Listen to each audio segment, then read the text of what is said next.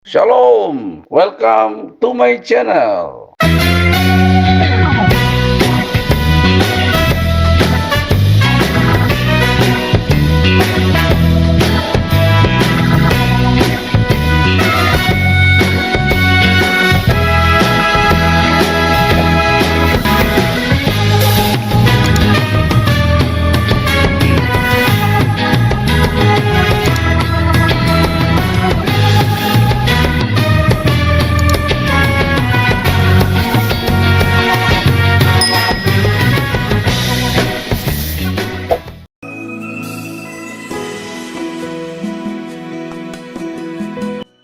Shalom orang-orang diberkati Tuhan. Kita berjumpa kembali di channel yang diberkati Tuhan ini. Hari ini kita kembali belajar masih dari kehidupan Abraham. Kalau kemarin kita belajar bagaimana Abraham dipanggil, seterusnya Abraham menghadapi persoalan. Ya, dan hari ini kita belajar ketika Abraham dan Lot berpisah. Di Kejadian pasal 13 ayat 1 sampai selesai satu pasal.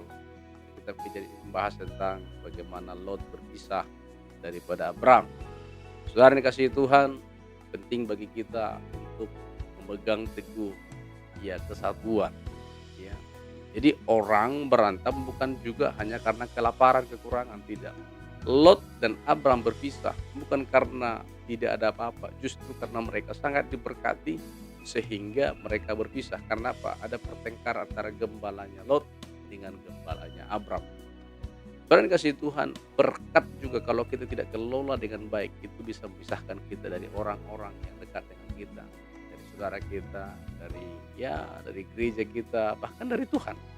Iya. Tapi saya akan bacakan satu hal bagaimana sikap Abraham, saudara kasih Tuhan, menghadapi persoalan. Ketika ada pertengkaran, Abraham ini orang yang luar biasa. Dia tidak bertengkar dengan Lot, dia tidak mengatakan kepada Lot, engkau harus menghargai saya ini pamanmu, saya yang bawa kau. Tidak, saudara. Tapi apa yang dikatakan oleh Abraham? Kita baca di pasal 13 ayat yang ke-8. Saya baca untuk kita semua. Maka berkatalah Abraham kepada Lot, janganlah kiranya ada perkelahian antara aku dan engkau, dan antara para gembalaku dan para gembalamu, sebab kita ini kerabat. Ini penting. Jadi Abraham itu lebih mendahulukan sisi kekeluargaannya. Abraham bisa saja berantem, ribut. Kenapa? Karena Abraham lah yang membawa Lot. Ketika Abraham keluar dari Ur Kasdim, Lot ikut serta. Dan Abraham membawa Lot. Ya, artinya Lot itu nebeng, numpang sama Abraham. Bayangkan ketika sudah kaya, terjadi pertengkaran, Abraham tidak ngomong kepada Lot, kau yang numpang sama saya kok begini enggak. Seringkali ketika kita merasa berjasa untuk orang lain, kita menekan orang terus untuk apa? Untuk ikut mau kita. Orang-orang diberkati Tuhan, apapun yang sudah kita perbuat bagi orang lain, aku sampaikan, itu perbuatlah untuk Tuhan, bukan untuk manusia. Sehingga kalaupun dia diberkati, dia ditolong, bahkan dia lebih hebat daripada kita, biarkan saja. Berkati dia dengan baik. Abraham luar biasa. Dia kasih pilihan kepada Lot. Perhatikan kembali, saya baca di ayat yang ke-9. Bukankah seluruh negeri ini terbuka untuk engkau? Baiklah pisahkan dirimu daripada aku. Jika engkau ke kiri, maka aku kanan. Jika engkau kanan, maka aku ke kiri. Ini saudara kasih Tuhan. Orang-orang diberkati Tuhan. Abraham sekali lagi, dia tidak mau menekan Lot.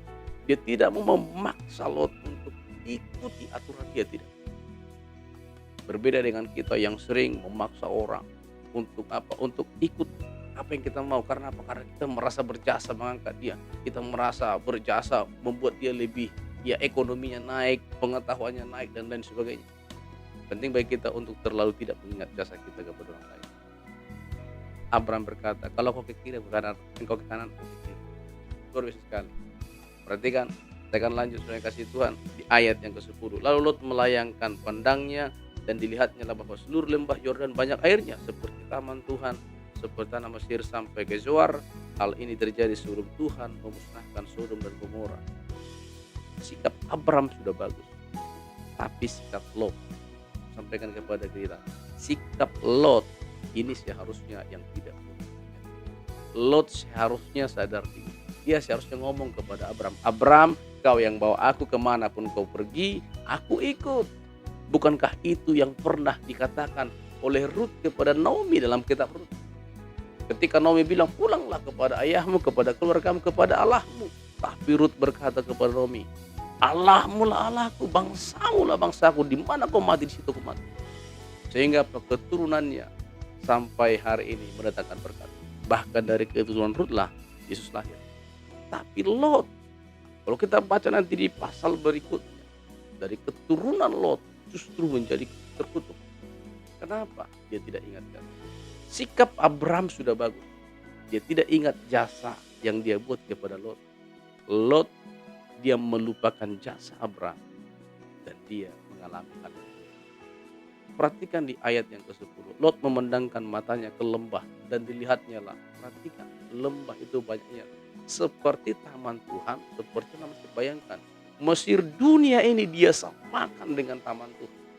Mau sampaikan kepada kita orang-orang yang diberkati Tuhan. Kehidupan rohani, sorga dengan dunia ini tidak pernah sama. Dunia ini menawarkan keindahan, terus saya sampaikan, itu sifatnya semu dan sementara. Di sorga menawarkan keindahan untuk selama-lamanya. Saya sampaikan kepada kita, Lot sikapnya dia ikuti juga apa yang disarankan oleh Abraham. Ketika Abraham bilang pisahkan, dia pisahkan. Seharusnya dia bilang, saya tidak mau pisah dari Tuhan. Orang-orang diberkati itu. Ketika Lot berpisah dengan Abraham, Lot tinggal di Sodom dan Gomora. Dan Alkitab mencatat Sodom dan Gomora adalah tempat yang apa? Di situ orang-orang yang jahat. Dan pada pasal berikutnya, Sodom dan Gomora dimusnahkan Tuhan dengan api dan belerang dari langit. Tetapi Abraham terus diberkati oleh Tuhan. Dia tinggal di tanah Kanaan dan diberkati oleh Tuhan. Karena baik keputusan kita, ya apa yang kita putuskan hari ini mempengaruhi hidup kita yang akan datang. Seandainya Lot mengambil keputusan, aku ikut engkau, Abraham, aku ikut engkau. Karena Abraham itu pamannya Lot. Aku ikut engkau Abraham. Kemanapun kau pergi aku ikut. Maka Lot akan ditolong Tuhan. Tapi karena Lot mengambil keputusan yang salah, dia terima akibatnya hidupnya. Dengar baik saudara yang kasih Tuhan, keputusan yang kau ambil hari ini mempengaruhi hidupmu yang ambil keputusan untuk tetap ikut Tuhan apapun keadaan.